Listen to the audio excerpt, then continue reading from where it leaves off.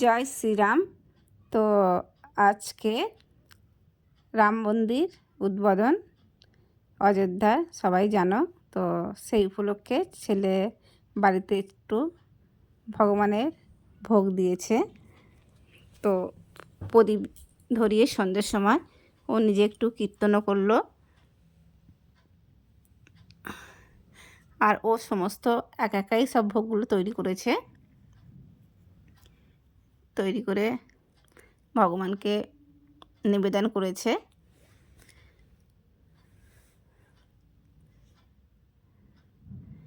ও 5 রকম ভাজা, অন্ন, পায়েস আর আলুর চোখা করেছে। আবার এদিকে ডাল, এদিকে অনেক কিছু রান্না করেছে। যাই হোক, ও প্রচণ্ড একটু ভক্ত মানুষ। তো আজকের দিনে ভগবানের ভোগ দিয়েছে। এটা দিয়েছে যেহেতু সন্ধে দিয়ে এই 8:30টার দিকে দিয়েছে। তো বন্ধুরা,